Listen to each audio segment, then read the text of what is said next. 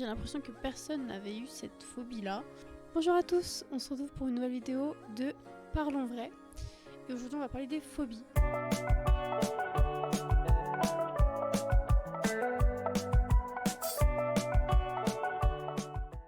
Pendant longtemps ma phobie ça a été E.T. l'extraterrestre.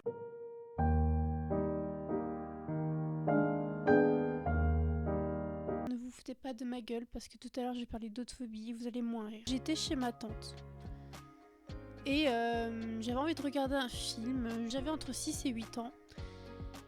Et elle a eu la bonne idée de me montrer E.T.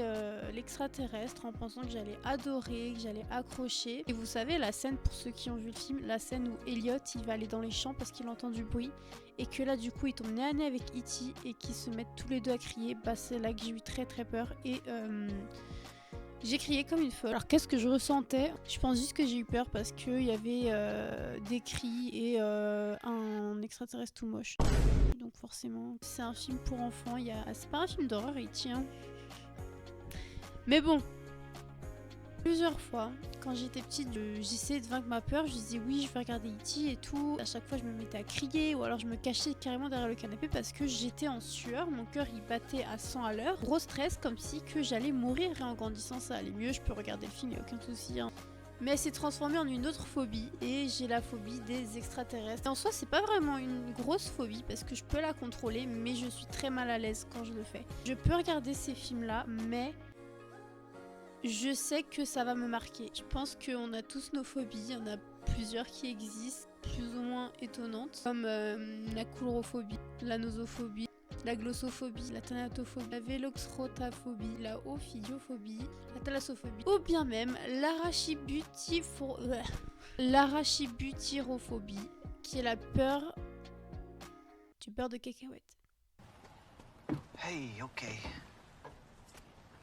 Je vais être plus précise, en fait, c'est la peur que ça reste collé au palais. Et je trouve que le plus ironique de tous, c'est, préparez-vous, l'hippopotomonstrosesquipédaliophobie. Et c'est la peur des longs mots, comme c'est ironique. Une phobie en soi, c'est quoi? Une phobie, c'est une peur irrationnelle. Pourquoi? Parce que le cerveau ne fait pas la différence entre un danger réel et une forte émotion. Une saga qui a vraiment créé des phobies chez beaucoup de personnes, c'est évidemment les Destinations Finales. On a tous vu au moins l'un des films. On a tous une scène qui nous a marqué et qui nous marque encore aujourd'hui. Et je pense que ça illustre super bien les peurs irrationnelles. Moi, je suis une grande fan. Je pense que ma scène préférée parmi tous les films de Destination Finale, c'est celle de Todd dans le tout premier. Tout simplement parce que sa mort est très longue. Et on ressent sa souffrance et son impuissance. Pas une mort qui arrive d'un coup. Et c'est ça qui est horrible, c'est qu'il n'y a personne avec lui pour le sauver, alors qu'il pourrait être sauvé. D'ailleurs, si vous avez regardé le tout dernier au cinéma, dites-moi dans les commentaires. Moi, je l'ai vu et je l'ai trouvé incroyable. Not check. What? Je serais curieuse de savoir c'est quoi votre phobie, donc n'hésitez pas à commenter. Merci d'avoir regardé la vidéo jusqu'au bout, j'espère que ça vous a plu. N'hésitez pas à vous abonner, à commenter et à activer la petite cloche. Je vous aime, bisous, ciao.